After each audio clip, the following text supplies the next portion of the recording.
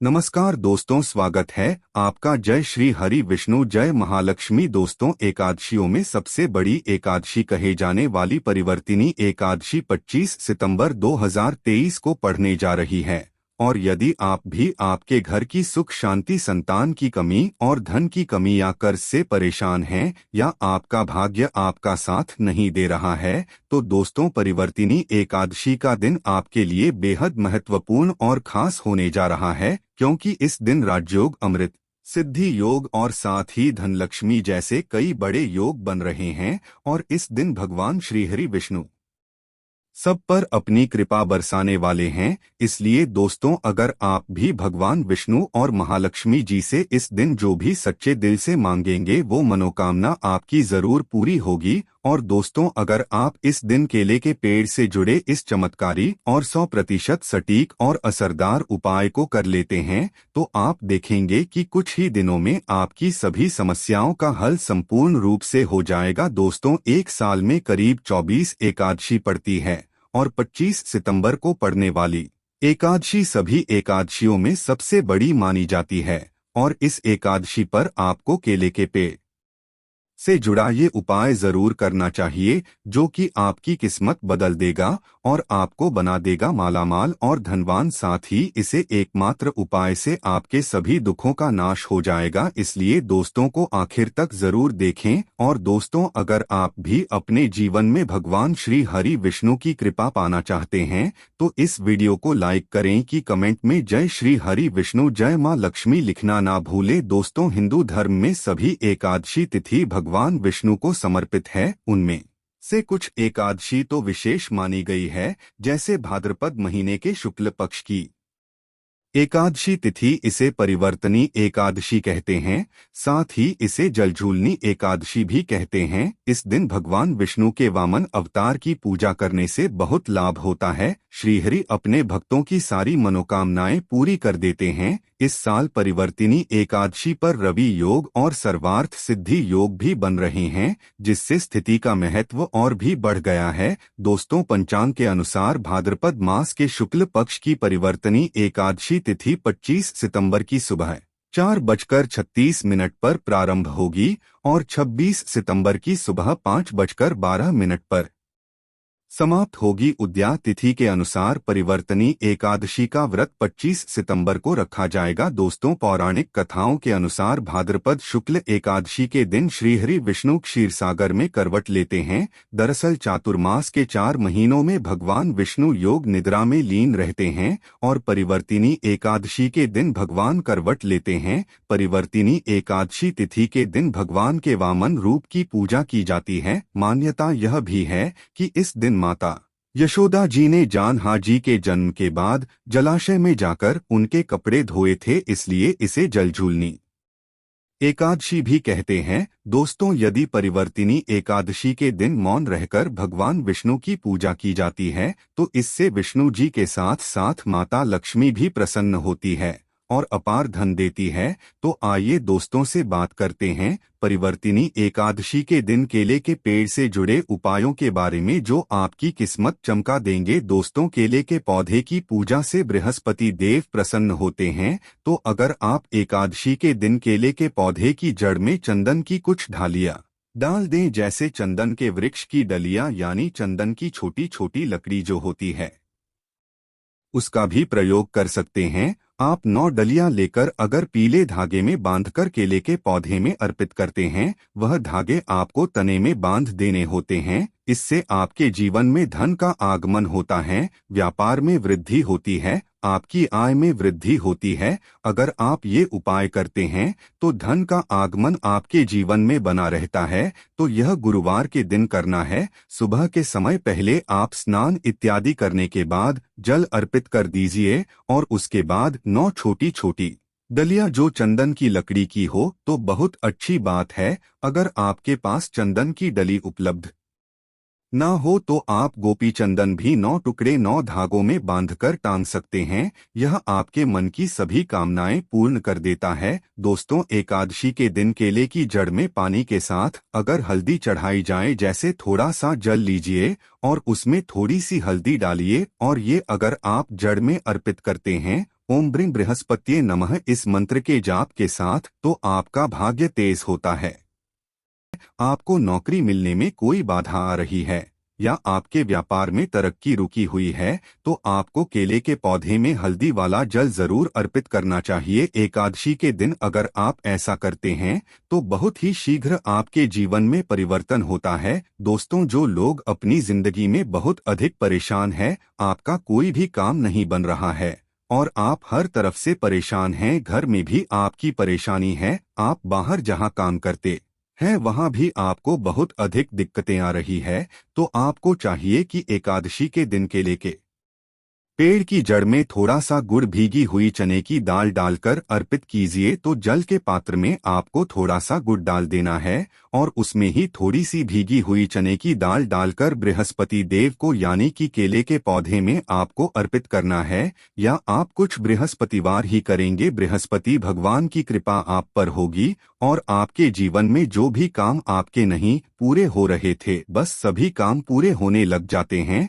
अगर आप किसी नए काम की शुरुआत करने जा रहे हैं, कोई नया व्यापार शुरू करने जा रहे हैं, शिक्षा शुरू करने जा रहे हैं, या फिर आप कोई भी ऐसा काम करना चाहते जिससे आप चाहते हैं कि कोई रुकावट ना आए, बहुत ही शीघ्र पूर्ण हो जाए, तो आपको चाहिए कि एकादशी के दिन केले के पेड़ में जल के साथ थोड़ी सी चीनी मिलाकर अर्पित कीजिए। तो पात्र में ही आपको चीनी डाल देनी है और भगवान बृहस्पति देव का मंत्र बोलते हुए वह आपको अर्पित करनी है, या फिर ओम नमो भगवते वासुदेवाय नमः इस मंत्र के जाप के साथ भी आप यह जल अर्पित कर सकते हैं। यदि आपकी जिंदगी में बहुत अधिक मुश्किलें हैं, मतलब आप समस्याओं से घिरे हुए हैं, कर्ज से घिरे हुए हैं, मांगलिक कार्य आपके घर में रुके हुए हो, किसी भी प्रकार का शुभ कार्य आपके जीवन में नहीं हो रहा है, घर में अगर शादी ब्याह है वह भी आपका ठीक से नहीं होता है। कई बार क्या होता है कि हम घर में एक छोटा सा हवन भी बिना कमलेश के नहीं करवा पाते हैं। इस तरीके की स्थिति घर में होती है, मतलब बहुत अधिक नकारात्मक ऊर्जा अगर आपके जीवन में है, आपके घर परिवार में है, तो आपको चाहिए कि केले के पेड़ की जड़ों में 2 हल्दी की साबुत गांठें रख दें। ऐसा अगर आप इस एकादशी पर करते हैं तो बहुत ही शीघ्र आपके जीवन से यह जो समस्या है कि आपका हर कार्य निर्विघ्न पूरा नहीं हो पाता है, आपके सब कार्यों में कलह क्लेश होता है, इससे आपको मुक्ति मिलेगी। अगर आप मंदिर में जाकर पूजा कर रहे हैं, मंदिर में केले का पौधा है और वहां आप पूजा कर रहे हैं, तब तो हल्दी की गांठ आप वहीं पर छोड़ दीजिए। लेकिन अगर आप घर में करते हैं तो एकादशी को आपको साबुत हल्दी चढ़ानी है और जब यह इकट्ठा हो जाती है तो आप वहां ले जाकर जल में विसर्जित कर दीजिए, या फिर आप मिट्टी में ही अपने घर में जो गमले हैं उसमें इस हल्दी की गांठ को दबा सकते हैं। दोस्तों, अगर आप धन के अभाव में परेशान हैं या आप बहुत अधिक अमीर बनना चाहते, धन किसको नहीं चाहिए, धन तो सबको चाहिए। आप कितने भी धनवान हो फिर भी ऐसा लगता है कि धन की अभी और भी कमी है। अगर आप धनवान बनना चाहते हैं तो एकादशी के दिन केले की जड़ में 1 रुपए का सिक्का आपको दबा देना है। उसी के अंदर जो पौधे का गमला है उसके अंदर ही आपको 1 रुपए का सिक्का डाल देना है। ऐसा करने से माँ लक्ष्मी प्रसन्न हो जाती है और श्रीहरि विष्णु का स्वरूप ही माना जाता है केले के पौधे को। तो ये उपाय अगर आप अपने घर में करते हैं तो बहुत अच्छा होगा, या फिर जहां भी, जैसे अगर हम मंदिर में भी जाकर करते हैं तो 1 रुपए का सिक्का या 5 या 10 रुपए का जो भी आपके पास सिक्के के स्वरूप में जो पैसे होते हैं वही आपको मिट्टी में दबाने हैं। तो ध्यान यही रखना है कि कोई आपको उस मिट्टी में सिक्का डालते हुए देखे नहीं, क्योंकि कई बार क्या होता है आप सिक्का चढ़ाकर आए, किसी और ने उसे निकाल दिया तो इसका भी फल नहीं मिलता है। तो जब आप सिक्का चढ़ाकर आते हैं, मतलब दबाकर आते हैं, अगर मंदिर में जाकर कर रहे हैं, तब आपको यह ध्यान रखना है घर में पौधा है तब तो आराम से गमले की मिट्टी में डाल दीजिए और फिर आप उसको छोड़ दीजिए। सिर्फ एक ही बार ये उपाय करें और आप देखें आपके जीवन में चमत्कारी रूप से धन का आगमन होता है। जो भी कार्य आप कर रहे हैं चाहे छोटा सा ही व्यापार है, आपका वह व्यापार बहुत जल्दी तरक्की करता है। नौकरी में भी आपको प्रमोशन मिलता है। धन आगमन के रास्ते आपके जीवन में खुलने लग जाते हैं। दोस्तों, यदि आपके शादीशुदा जीवन में बहुत अधिक परेशानी आ रही है, दाम्पत्य जीवन बहुत अधिक परेशानी में है, तो आपको चाहिए कि एकादशी के दिन जैसे केले के पेड़ की पूजा जो आप कर रहे हैं, तो ऐसे में आपको केले के पेड़ पर हल्दी की गांठ अर्पित करनी है और भीगे हुए मुनक्के चढ़ाने हैं। और जल तो आप चढ़ा ही रहे हैं, हल्दी चढ़ा रहे हैं, उसके साथ ही आपको 2 गांठ साबुत हल्दी की ढाल देनी है और जो भीगे हुए मुनक्के होते हैं वह भी चढ़ाने चाहिए। ऐसा करने से आपके जीवन में जो दाम्पत्य जीवन में परेशानी आ रही है वह दूर होती है और आपके दाम्पत्य जीवन में मधुरता आनी शुरू हो जाती है। पति पत्नी के रिश्ते मधुर होने लग जाते हैं। ऐसा आप एकादशी को करेंगे तो बहुत ही शीघ्र चमत्कारी लाभ होगा। दोस्तों, आपकी शादी में अधिक परेशानी आ रही है या फिर आपको संतान प्राप्ति में बहुत बाधाएं आ रही है, तो आपको क्या करना चाहिए? एकादशी के दिन केले की आप पूजा कीजिए, हल्दी डालकर जल अर्पित कीजिए और उसके बाद आपको क्या करना है, थोड़ा सा पीला कपड़ा आपको केले के पौधे पर डालना है, अर्पित करना है, पीला कपड़ा चढ़ा देना है और इसके बाद आपको केले की परिक्रमा करनी है। आपको केले के पौधे की 7 परिक्रमा करनी है। मन में आपके जो भी कामना है, चाहे आप विवाह की कामना रखते हैं या फिर आपकी संतान प्राप्ति में बाधा आ रही है, तो आप भगवान बृहस्पति देव से प्रार्थना कीजिए कि आपके मन की यह कामना है बहुत ही शीघ्र पूर्ण हो, तो बहुत ही शीघ्र आपके विवाह में जो बाधाएं आती है वह दूर होती है और शीघ्र ही आपके विवाह के योग बनने लग जाते हैं। रिश्ता आपका जो बार बार टूट रहा है, तब आप यह उपाय करें, बहुत ही शीघ्र आपको लाभ होगा। मनचाहा वर चाहते हैं तब भी आपको इस विधि से केले की पूजा करनी चाहिए कि पहले आपको जल में हल्दी मिलाकर अर्पित करना है, थोड़ी सी भीगी हुई चने की दाल डाल दीजिए, मुनक्का अर्पित कीजिए और उसके बाद आपको पीला कपड़ा अर्पित करना है और 7 परिक्रमा करनी है। जैसे हम सीधा घूमते हैं उसी तरीके से इसके बाद बृहस्पति देव से प्रार्थना करेंगे तो आपके विवाह में संतान में जो भी बाधाएं आ रही है बहुत ही शीघ्र दूर होती है। दोस्तों, एकादशी के दिन नहाने के बाद केले के पेड़ पर जल चढ़ाना बहुत शुभ माना जाता है और अगर आप हल्दी मिला हुआ जल अर्पित करते हैं तो इससे आपके सभी कार्यों में सफलता मिलती है, आपके सभी शुभ कार्य बनने लग जाते हैं। घर में अगर किसी भी प्रकार की धन की समस्या है, धन रुका हुआ है, धन का आगमन नहीं हो रहा है, आपके जीवन में सुख समृद्धि नहीं है, तो आपको क्या करना चाहिए? एकादशी के दिन केले के पेड़ पर चंदन की माला अर्पित करनी चाहिए। चंदन की माला मार्केट में आसानी से मिल जाती है, जो पूजा की दुकान होती है वहां से लीजिए और उस माला को आप केले के पौधे पर टांग दीजिए और थोड़ी सी हल्दी पौधे की जड़ में अर्पित कीजिए। जल्दी कीजिए, उसके बाद आपको थोड़ी सी हल्दी पाउडर अर्पित करनी है। इससे आपके जीवन की सभी परेशानियां दूर होंगी। आप जिस भी परेशानी से ग्रस्त हैं, अगर सिर्फ आप चंदन की माला उस केले के पौधे पर डाल देते हैं और हल्दी अर्पित करते हैं, जल अर्पित करते हैं, 7 बार परिक्रमा करते हैं, तो इससे आपके जीवन की सभी परेशानियां दूर होंगी, सुख समृद्धि का आगमन होगा। मन में कोई विशेष कामना है, जैसे धन संतान के लिए प्रार्थना करना चाहते हैं, तो उस समय जब आप चंदन की माला अर्पित कर रहे हैं, आप भगवान से प्रार्थना कीजिए, बहुत ही शीघ्र आपकी कामना पूर्ण होती है। और अगर आप किसी भी प्रकार की परेशानी से ग्रस्त हैं, एकादशी के दिन केले की पूजा करेंगे, केले के पौधे में आप जल अर्पित करेंगे, परिक्रमा करेंगे, तो बहुत ही शीघ्र देव की कृपा प्राप्त होगी। बृहस्पति देव की कृपा से हमारे जीवन के सभी शुभ कार्य होते हैं, मांगलिक कार्य होते हैं, हमारा भाग्य तेज होता है। तो आइए दोस्तों, अब सुनते हैं परिवर्तिनी एकादशी की व्रत कथा। जिसको सुनने मात्र से आपकी सभी मनोकामनाएं पूरी हो जाएगी। युधिष्ठिर ने पूछा, है भगवान, भाद्रपद शुक्ल एकादशी का क्या नाम है, इसकी विधि तथा इसका महात्म्य कृपा करके कहिए। भगवान श्री कृष्ण बोले, राजन, इस विषय में मैं तुम्हें एक कथा सुनाता हूँ जिसे ब्रह्मा जी ने महात्मा नारद से कहा था। नारद जी ने पूछा, चतुर्मुख, आपको नमस्कार है। मैं भगवान विष्णु की आराधना के लिए आपके मुख से यह सुनना चाहता हूँ कि भाद्रपद मास के शुक्ल पक्ष में कौन सी एकादशी होती है। ब्रह्मा जी ने कहा, मुनिश्रेष्ठ, आपने बहुत उत्तम बात पूछी है। भादों के शुक्ल पक्ष की एकादशी परिवर्तिनी के नाम से विख्यात है। उस दिन भगवान ऋषिकेश की पूजा होती है। इसका यज्ञ करने से वाजपेय यज्ञ का फल मिलता है। पापियों के पाप नाश करने के लिए इससे बढ़कर कोई उपाय नहीं। जो कमलनयन भगवान का कमल से पूजन करते हैं वे अवश्य भगवान के समीप जाते हैं। जिसने यह व्रत और पूजन किया उसने ब्रह्मा विष्णु सहित तीनों लोगों का पूजन किया। आथ हरिवासर अर्थात एकादशी का व्रत अवश्य करना चाहिए। आथ मोक्ष की इच्छा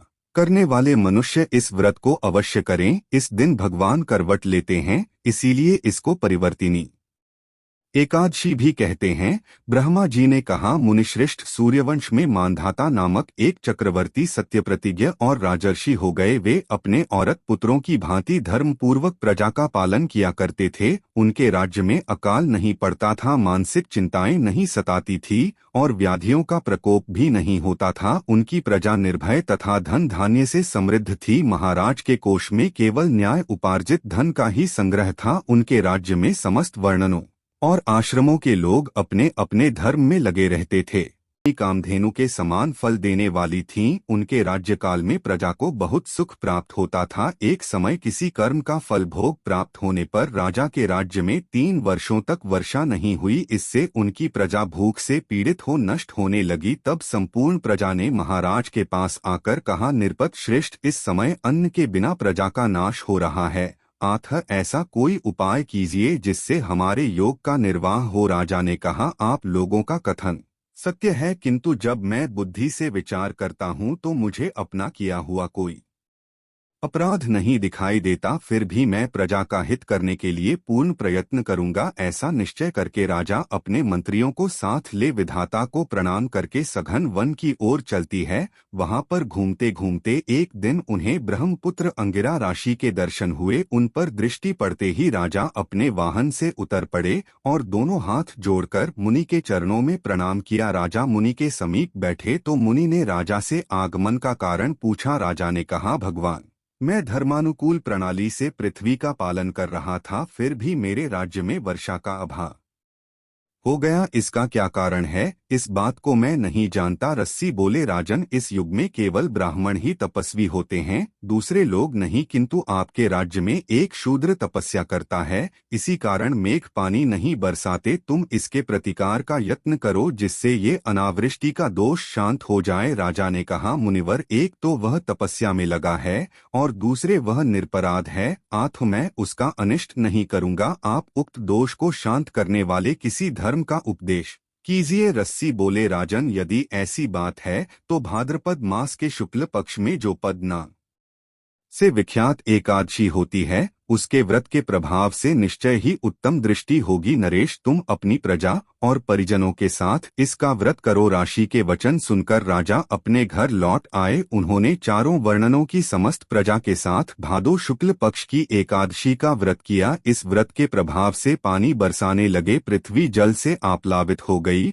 और हरी भरी खेती से सुशोभित होने लगी। सभी प्रजा सुखी एवं समृद्ध हो गए। भगवान श्री कृष्ण कहते हैं, राजन, इस कारण इस उत्तम व्रत का अनुष्ठान अवश्य करना चाहिए। पदा एकादशी के दिन जल से भरे हुए घड़े को वस्त्र से ढककर दही और चावल के साथ ब्राह्मण को दान देना चाहिए। दान करते समय निम्नांकित मंत्र का उच्चारण करें। दोस्तों, यह थी परिवर्तिनी एकादशी से जुड़ी सभी महत्वपूर्ण जानकारियां और उपाय जिनको आपको इस बार जरूर करना चाहिए। तो दोस्तों, आपको जानकारी कैसी लगी हमें कमेंट में जरूर बताइएगा। वीडियो अच्छा लगा हो तो वीडियो को लाइक, शेयर और चैनल को सब्सक्राइब करना ना भूलिएगा। आप सभी के मंगल की कामना करते हुए मिलते हैं अगली वीडियो में। धन्यवाद। जय श्री हरि विष्णु, जय माता लक्ष्मी।